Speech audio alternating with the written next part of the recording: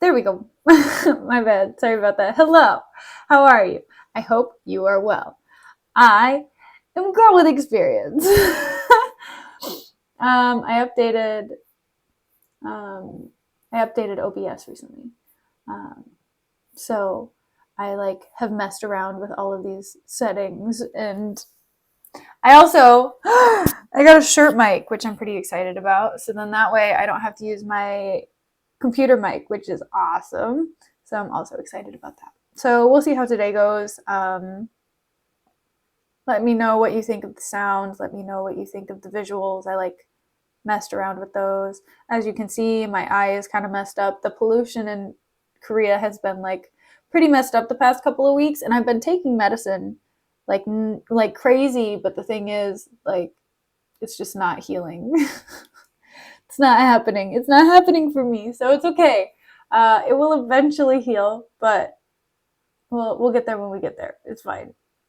I promise. I have been accessing my medical care. It's just I don't know, the prescription that they gave me has not been very effective for me, so that's okay. Ah, yeah, it's been a crazy couple of days. Yesterday I recorded and edited a video for the first time in a really long time. Though it wasn't for my YouTube channel. I just did it as I'm not inaudible. Lorenzo, stop harassing me. um I know, I have a messed up eye, so now I'm just completely unwatchable. I'm like a leper on screen. No. No, I made a video for my father just as a practice run because I've been working on figuring out how to use my video editing equipment because I know kind of how to use it, but not fully. And I want to start working on content that's a little bit shorter form than streaming outside of streaming. I'm going to continue streaming. I don't want you to freak out. So yeah, that's what's happening. Good. I'm glad the sound quality is all right, Lorenzo. I'm really glad that is the case. So that's what's happening right now. I'm just kind of trying to navigate. A friend of mine is coming to Korea very soon.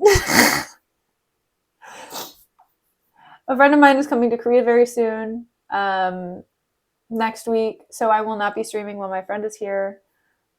That'll be for a week and a half. She comes on Wednesday, so I'll stream up until Tuesday, and then I think she leaves by the next week. So I'll be gone Thursday, Friday of next week, and then all week the week after that. So it's not Derek. It's not Derek. It's a woman. It's a woman. Okay. So just heads up. It might be a little bit longer. I'm not 100% sure on what dates she's here, which is a problem because she's staying with me and I should know what days she's here. But it's okay. So today we're going to start Act 5. We're going to finish Act 5 tomorrow. Yeah, Derica. We're going to finish Act 5 tomorrow. I'm thinking on Monday what's going to happen is we may read some short stories. I'm not going to start anything long form quite yet because since I'm only going to be here for 2 days, it doesn't seem appropriate for me to start something super long. Plus, I don't have my new Shakespeare stuff yet. It's still in the mail. It's still getting shipped. I'm super stoked. I'm super hyped. I ordered it 3 weeks ago. So that means it's probably on the way. It's really close, I'm hoping. So it should be here by the time that I start streaming again. And then that means I will be able to read some things. Here, let's see. What did I order? I don't even remember. Let's open the list because I feel I don't know. Are you even interested? If you're not interested, I'm not even going to read the list, but I can read the list if you guys want to know. If y'all want to know. Let's see. Whatever happened to the scroll? The scroll is in here. So the scroll, I have updates to put in it. What I'm thinking too is that I can do, well, the thing I'm hesitant about with the scroll is that I don't want to start writing things and then I'm going to have to do like an amendum, like, or an addendum to it, if you know what I mean. So yeah, that's the only thing. Okay. Let's see my order. Okay. They were all dispatched from the UK on the 14th or the 15th of April. And they should be here within the next week. Oh, I'm so stoked. Okay. So this is what we've got coming in. Get hyped. Are you ready? Let's go. Here, hold on. Let me put it in half screen. I'm not using a filter bolt. It's just like, it's some different coloration. So essentially it's just, what is it? It's just like different contrast. It's not a filter. Like, it doesn't make me look like I'm wearing makeup, obviously. But no, it's just different coloration. Okay, so we've got Taming of the Shrew, which looks very promising because it's got like a heart on the front. Plus, the lady's got rope on her arm, so I'm thinking we're gonna get a lot of scroll content out of there. And then we've got Antony and Cleopatra, which I started but I've never finished. The Hunchback of Notre Dame. That's for me. That's not for this. Julius Caesar, which we will read. I read that a really long time ago. I got Henry IV, part 1 and 2, and Henry V. I got a lot of histories because I only read Julius Caesar and I haven't really read a lot of his histories, but I'm curious to read them because I want to see if they're as boring as I remember them to be. Plus, I think it would be interesting to read the histories of the Henrys. I want to go through all the Henrys. There's Henry IV, part 1 and 2, Henry V, and I think it's Henry VI. And I don't remember how many parts Henry VI has, but I'm pretty sure he has like 3 or 4 parts. Let me see. Henry VI. Shakespeare. Ooh, he's got more than 1 part. It's 3. He's got 3 plays, man. Okay. So if we read Henry VI, it's going to be a lot. Okay, and then we have As You Like It and King Lear. I've seen As You Like It. I haven't read it. I have Lolita for myself, and then I've got some Euripides plays, which I'm really excited about, actually. This will be interesting. So Euripides wrote Medea and like a bunch of other feminist fiction. You can debate whether or not it's actually feminist fiction. We can talk about it later. But I'm hyped about it because it's got like some strong ladies doing some weird things, and like Medea kills. Never mind. No spoilers. Sorry. Even though it's thousands of years old. But yeah, badass ladies. Okay. So yeah, anyway, back to what we're here for, right? Thank you, Deep, for keeping me on topic. We are reading Othello today. Okay? Dun dun dun. No, not Lolita. No, I was not calling Lolita feminist fiction. I was calling what Euripides has written play-wise. Some of his plays are very feministy. No, I am not calling that feminist. I'm dead. I've never read Lolita. The person who's visiting me, the woman who's coming, she kept saying, she was like, you need to read Lolita. You need to read Lolita. You need to read Lolita. And I'm like, okay, I'm gonna read Lolita. So I've been trying to read it before she got here. I was hoping that the book would come like a month ago. Didn't happen. So therefore, now here we are. Okay, so we're in Othello. You know what? We're gonna do a more captivating title than this. Hold up. I know. So prepared for stream, so ready to go. You know.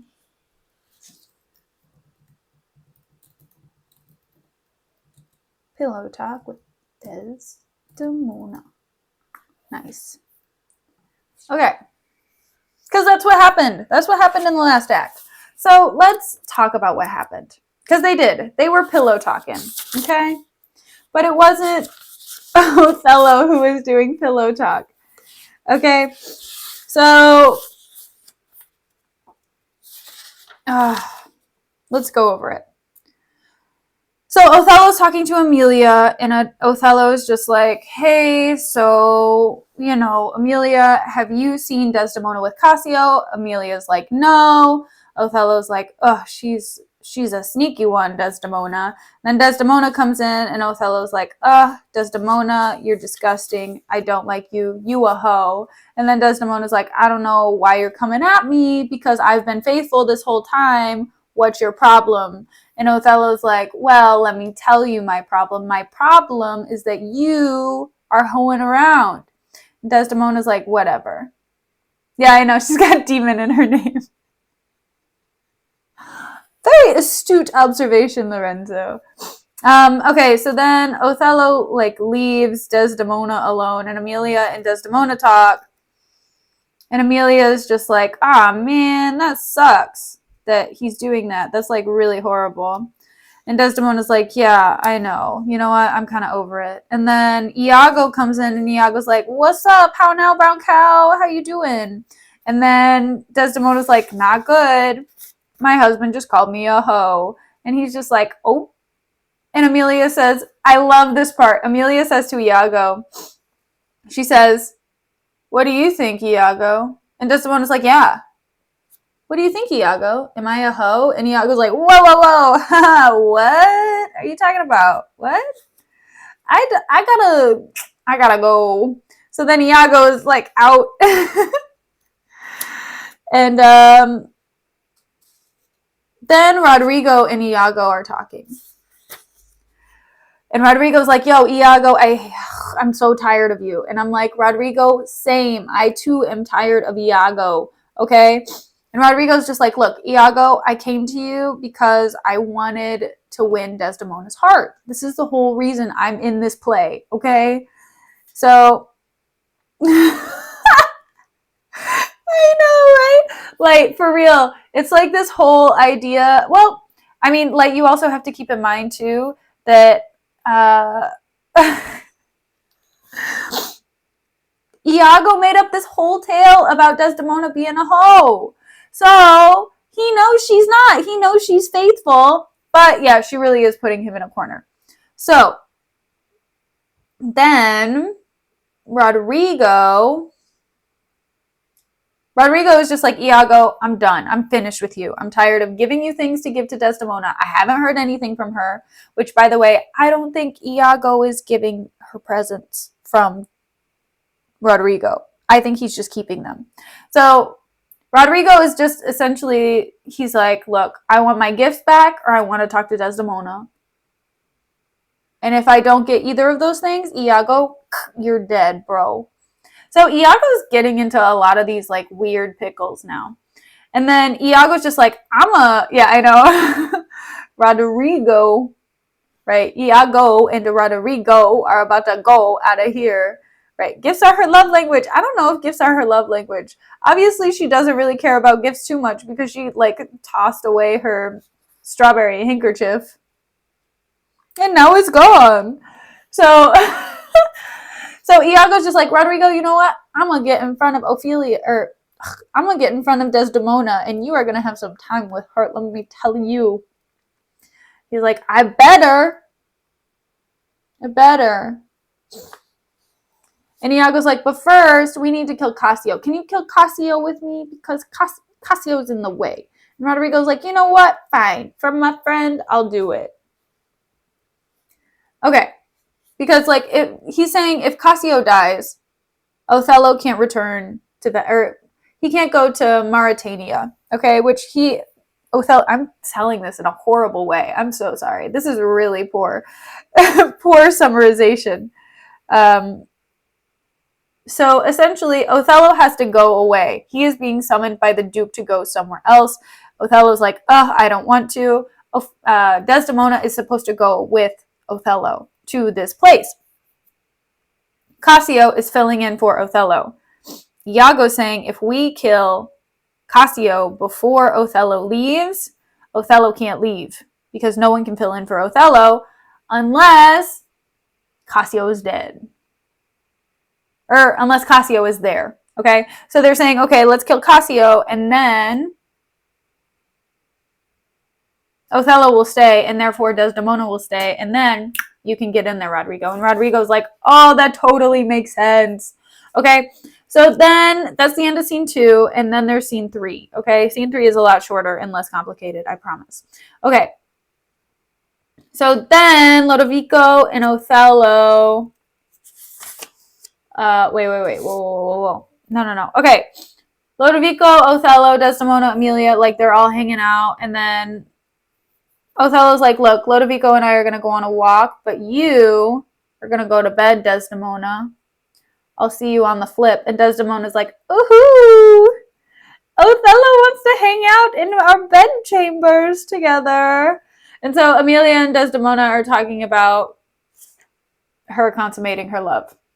But essentially, Emilia is like, look, you have to realize that there are things that your husband will never understand about you, and your husband will never see you as an equal. He'll never see you fully as a person. And she goes on this kind of feminist rampage where she's like, look, women are equal to men in many, many ways, but your husband will never see you that way. Okay? And you need to make sure that you paint that picture in his mind where he understands that you have capability and you're able to do things. Yeah, women in pants. Let's go, Emilia. But yeah, she's super cool. And I mean, she has kind of that older woman, not old woman, but a little bit more experience, has been married a little bit longer. Because I mean, I think of Desdemona as kind of this naive young woman, maybe 18, 19, 20. But Emilia has given me 25 to 30 vibes, if not older. So, still young. Right, woman with experience. I thought about changing my username to that before I started streaming, and then I was like, nah, who cares? So, yeah, I didn't. All right. So now we're in Act 5, Scene 1. Woo! Okay. Act 5, Scene 1. It's night and a street. And Iago and Rodrigo come in. Bro, I'm sorry, but I don't want Cassio to die already.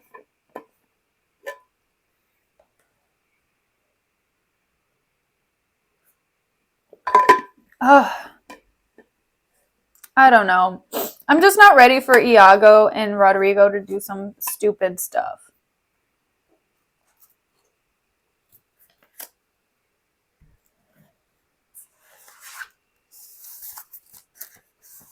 And then Iago says, here, stand behind this bulk.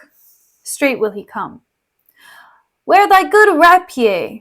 Wear thy good rapier bare, and put it home. Quick. Fear nothing.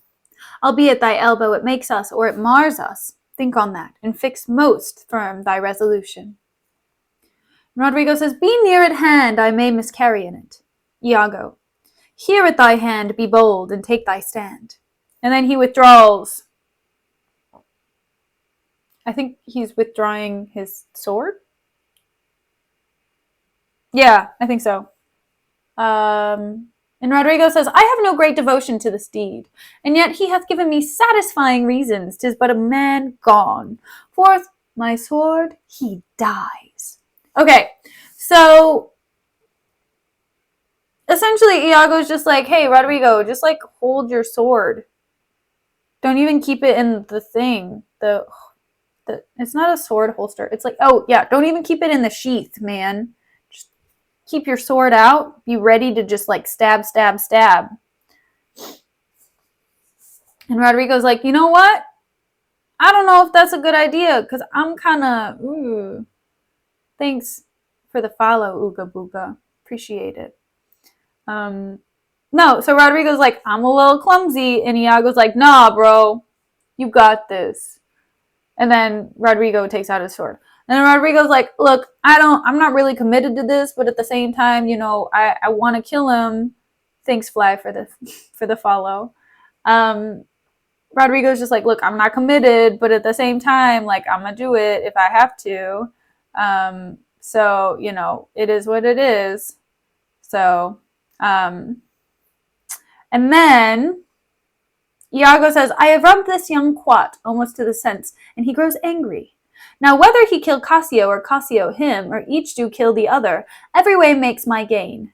Live, Rodrigo. He calls me to a restitution large of gold and jewels that I bobbed from him as gifts to Desdemona. It may not be. If Cassio do remain, he hath a daily beauty in his life that makes me ugly, and besides, the more may unfold me to him. There stand I in much peril. No, he must die. Be it so. I hear him coming. So Iago's just like, look, whoa, bro. You either need to kill Cassio or you are going to kill each other. Because look, you just need to like commit to the bit, okay? That's what he's saying. You need to just like go for it.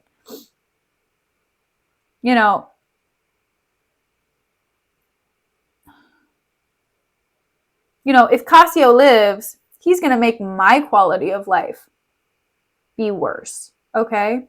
So, if my quality of life is lower, then your quality of life is also probably going to be lower. Okay, so then Cassio comes in, and Rodrigo says, I know his gait, 'tis he. Villain, thou diest. Okay, so Rodrigo then, oh man, we're about to have a killer sword fight. Oh man, I forgot the pens. Hold up. Let me go get my pens. The pens. Okay, I'll get a pencil and a pen, because it looks more dynamic. One will have a gold pen, or gold sword. Okay, so Rodrigo already has his sword out. I'm going to give him the black sword. And then he thrusts his sword at Cassio, and then Cassio draws his sword and goes, ksh. And then Cassio says, that thrust has been mine enemy indeed. I don't understand why we're using the word thrust so much. God, Shakespeare, I understand, like, it's a thing, like, he's just gonna, but at the same time, come on. Okay. That thrust has been mine enemy indeed, but that my coat is better than thou thinkest. I will make proof of thine. And then, this isn't gonna be a good sword fight, I'm sorry, Lorenzo, because this is gonna be really fast. So, they, and then he wounds Rodrigo. Okay? And then Rodrigo says, oh, I am slain. Or wait, it should be the other way. Oh! Eraser out. I am slain. And then Iago from behind strikes at Cassio's legs and hurries up. What a piece of trash. What a little snake. Iago comes behind Cassio. Okay, this is Cassio. Everyone say, hi, Cassio. I'm not flipping you off, I promise. Okay? He just walks up behind him and goes, ksh. I can't believe it. So he's like basically cutting the back of his knees so he has to fall. Iago! So he strikes at Cassio's legs and then runs away. Because he's the worst! And Cassio says, I am maimed forever. Help! Oh! Murder! Murder! And then he falls. And then Othello says, the voice of Cassio. Iago keeps his word. So Othello comes in and says that. Okay, and then Rodrigo says, oh, villain that I am, Othello. Is it even so? Cassio, oh, help, ho, light, a surgeon. Othello, 'tis he. O brave Iago, honest and just, that has such noble sense of thy friend's wrong thou teachest me. Minion, your dear lies dead, and your unblessed fate hies. Strumpet, I come. Forth of my heart comes charms, thine eyes are blotted, Thy bed, lust-stained, shall with lust's blood be spotted. Wait. Is he saying what I think he's saying? Is he saying what I think he's saying? No, he's not. Okay. I thought he was saying that Desdemona was dead. I was about to, like, slap Othello in the face. I was about to slap Shakespeare in the face for offing a female character off-screening him again. I was about to get so upset. Okay. But it's fine.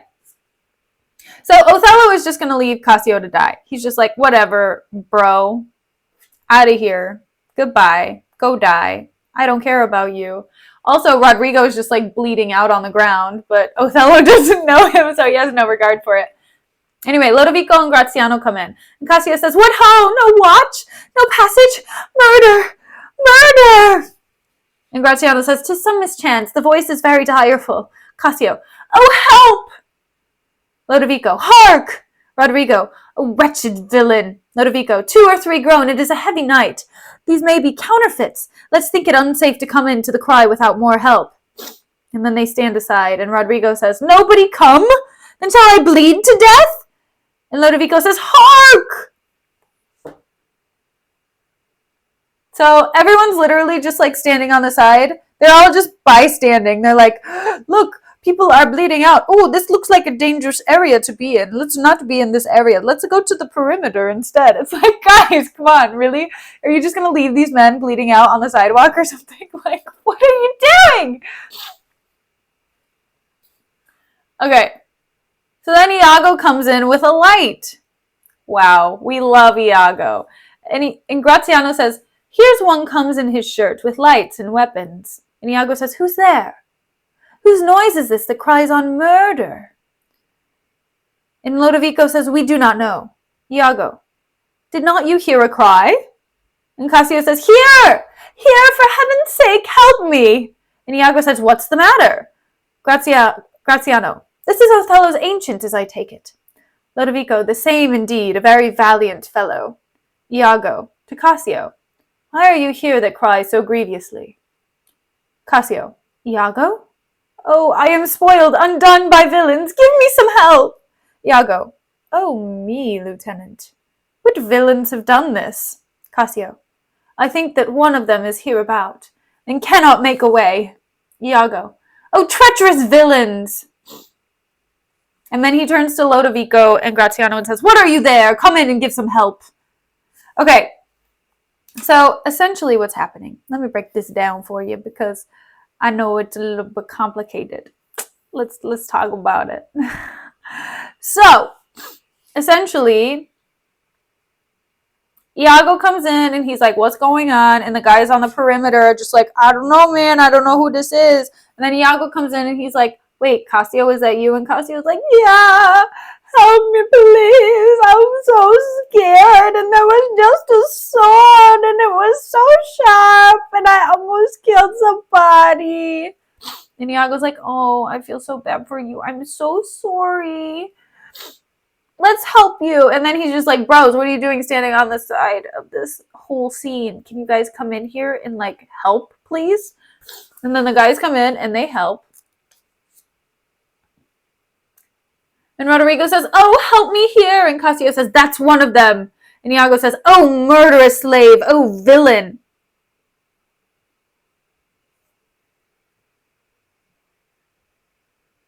Iago stabs Rodrigo.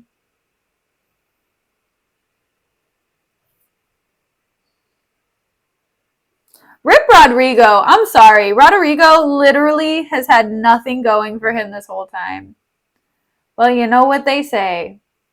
Nice guys finish last.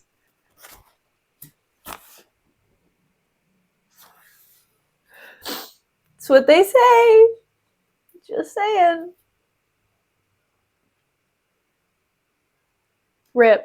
Okay. So then Rodrigo comes in and says, oh, damn Iago, oh, inhuman dog. And Iago says, kill men in the dark. Where be these bloody thieves? How silent is this town? Ho! Murder! Murder! And then Lodovico and Graziano come forward, and Iago continues, saying, what may you be? Are you of good or evil? And Lodovico says, as you shall prove us, praise us. Iago, Signor Lodovico? Lodovico, hey, sir. Iago, I cry you mercy. Here's Cassio hurt by villains. Graziano, Cassio?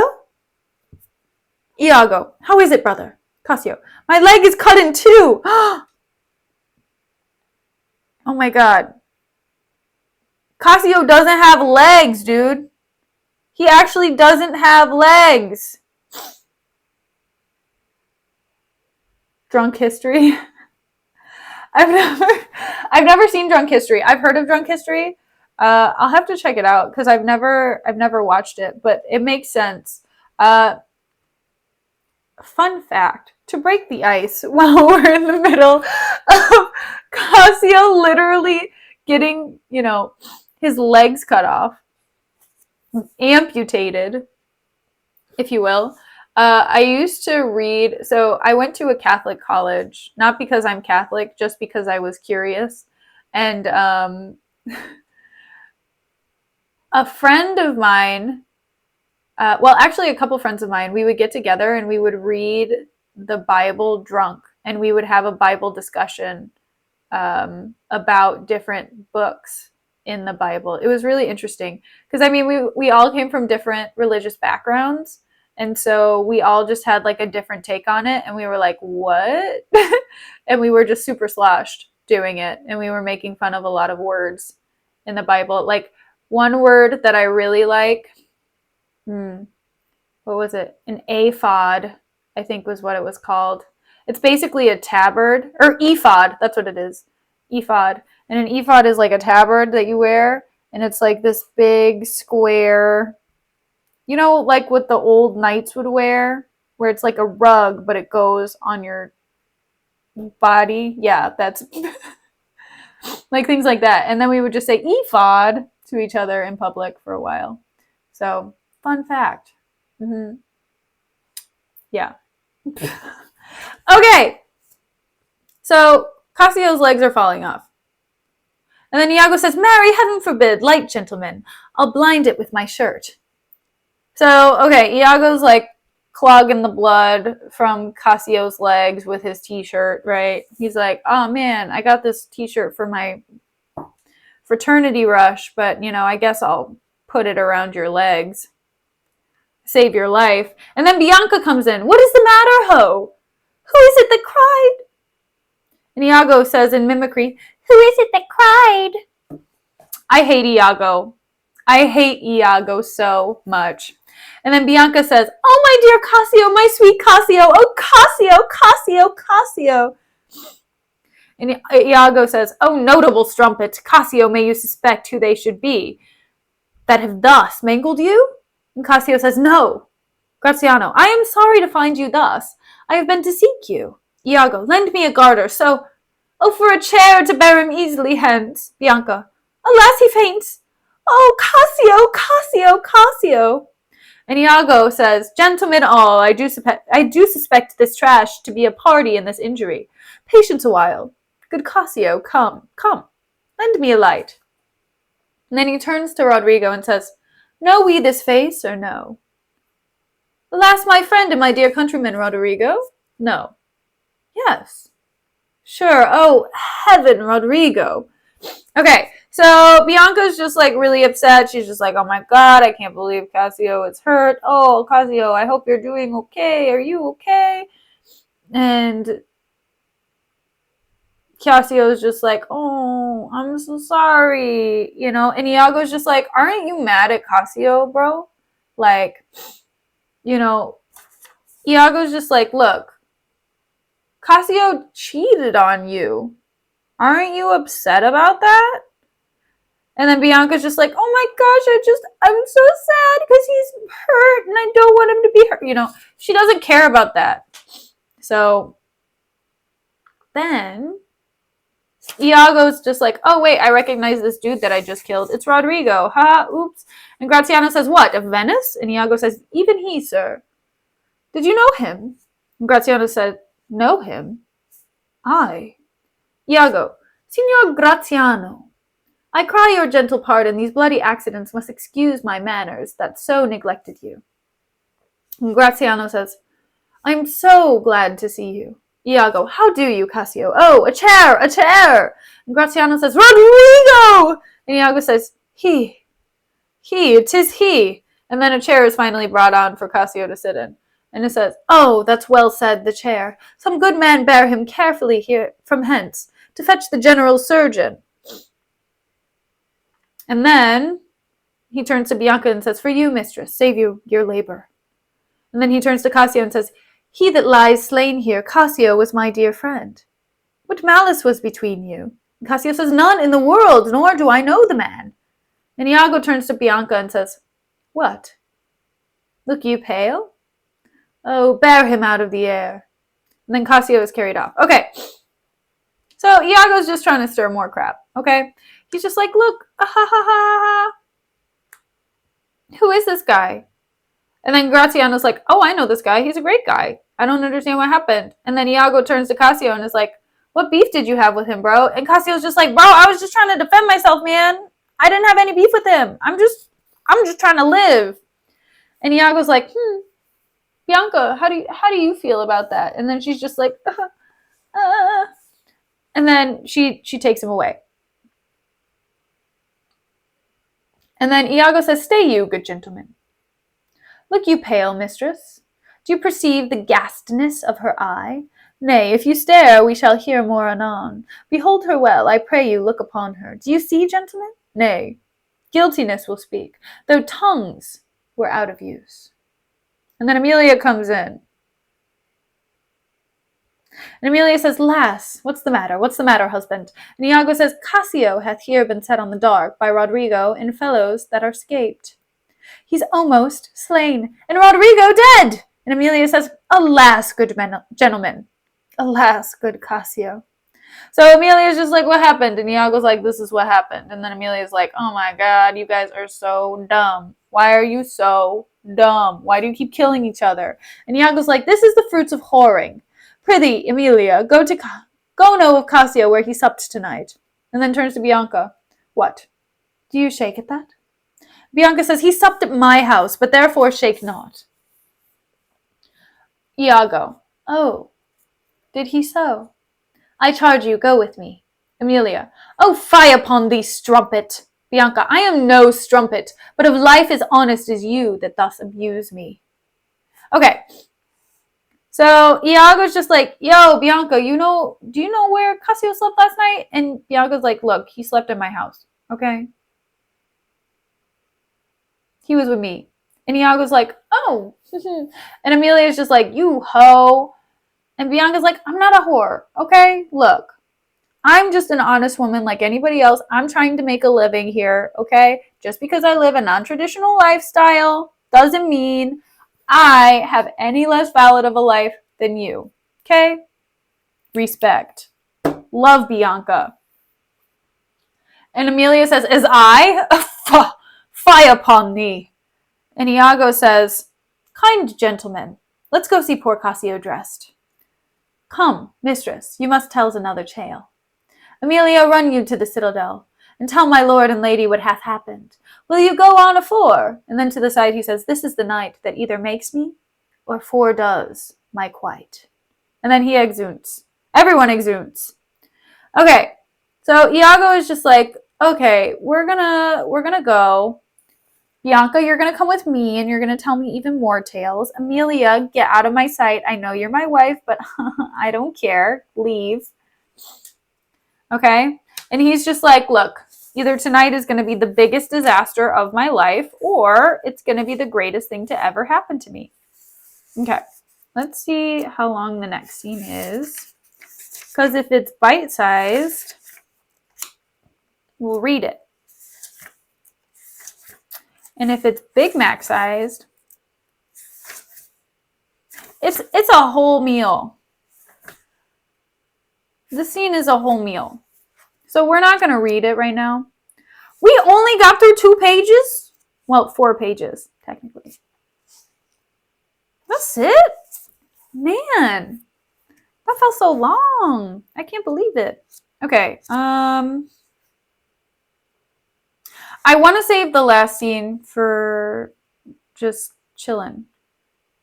it is a little bit of a slow burn, and I'm honestly a bit surprised by it because in Shakespeare, it hasn't been this slow of a burn before, right? Because, I mean, even in Hamlet, right? So we have Hamlet just like doing all this stuff where he's, he's killing all these people. We've got Macbeth where, he's like, I kill this person and this person and this person, and my wife tells me to kill this person, and then my wife dies, and I'm like, whatever, and then I kill this person, right? And then Macbeth dies. So it's just it's really interesting to me that nobody has died up until Act 5. That's crazy.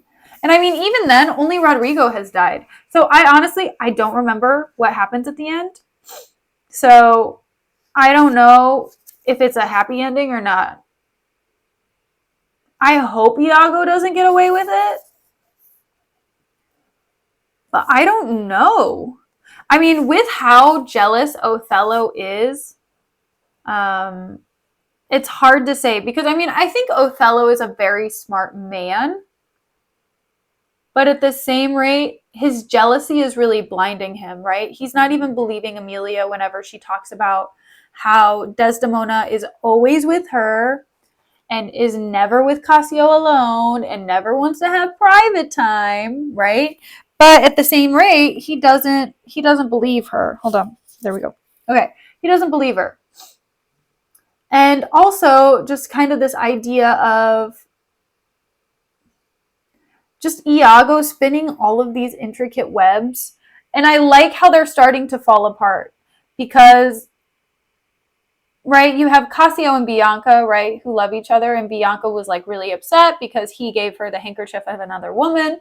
But as soon as Cassio got injured, Bianca forgot about that. She was like, I don't even care. This is the man that I care about and the man that I love. This man cares about me no matter what I do for my work. Like, doesn't matter.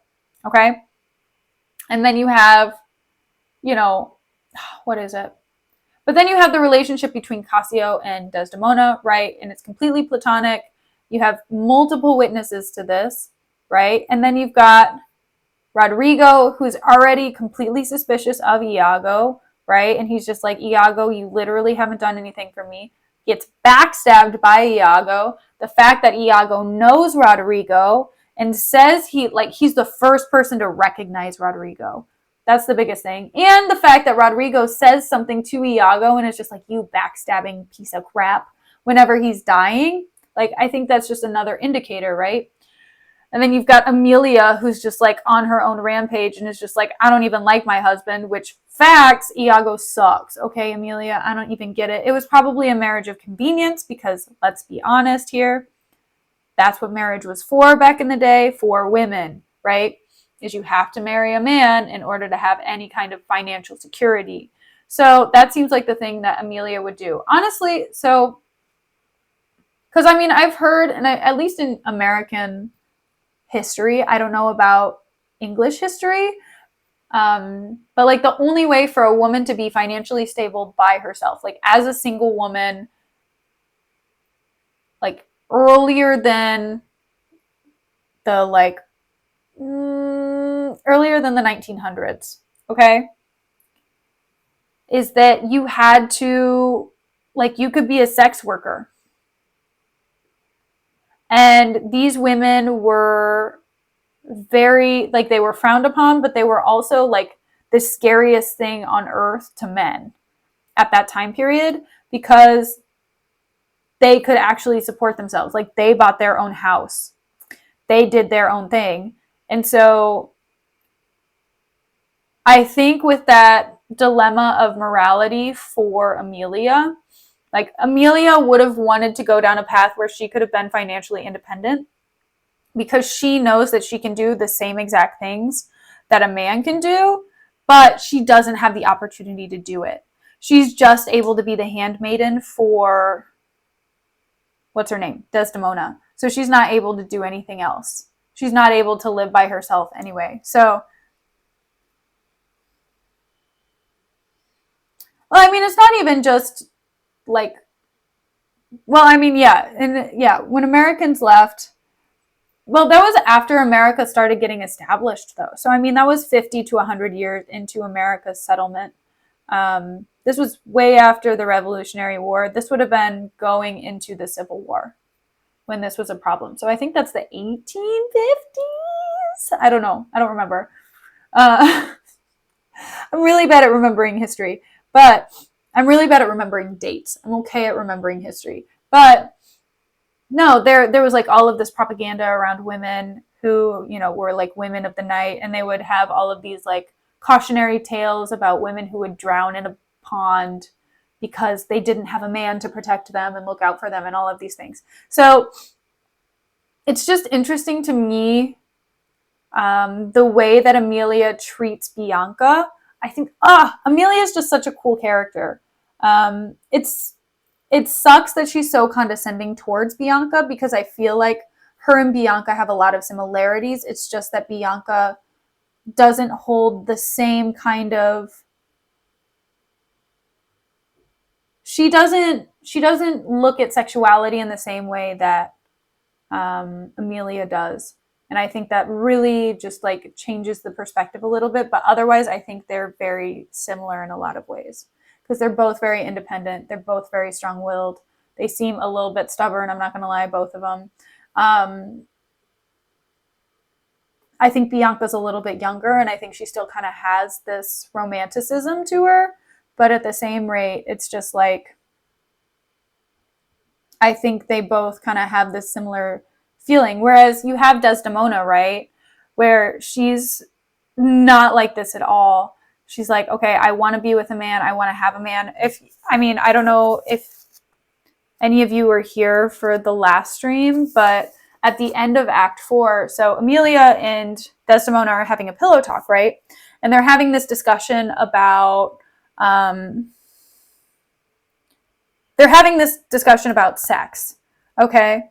So essentially what it is Desdemona's like, would you give up sleeping with your husband for this or this or this, right? And Amelia's like, I wouldn't give it up for material possessions. I wouldn't give it up for like a new dress. I wouldn't give it up for this or this, but I would give it up. Desdemona's like, what about for everything in the world?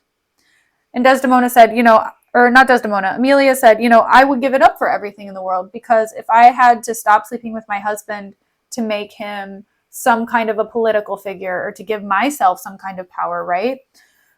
I would do it. But Desdemona says that she would never in a million years do that. She would never do that in her life. She was like, I value the love I share with my husband in bed, which is ironic because she's never slept with her husband, right? Which might also have a little bit of reasoning as to why she thinks that way. But I think that's really interesting, and I think it shows the juxtaposition of it. Right, yeah. Fair light, that's true. But it's just kind of this idea, right, where, Amelia isn't so tied with physical, like she's not tied to physical things. She's not tied to the idea of having more material wealth. She's more tied to the idea of being able to help her husband get ahead in life, or helping herself get ahead in life, maybe having more independence, being able to help those around her by giving up this small sacrifice, which some people would say is not a small sacrifice. It's probably, it's not, right? The physical side of a relationship is a very big deal, but if you can have power, clearly Amelia would give it up at that cost. I would say Amelia is older, Lorenzo. So I think Amelia is definitely older than Desdemona, because Desdemona still has this very naive feeling about her, whereas Amelia feels like a more seasoned adult.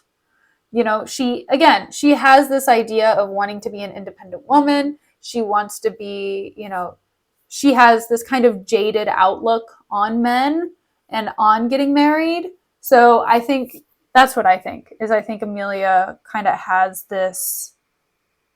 She's like, be wary, Desdemona. Like, you're not going to get the respect that you deserve, and you're not going to get treated like a human being. You're going to get treated by men as what they think a woman is.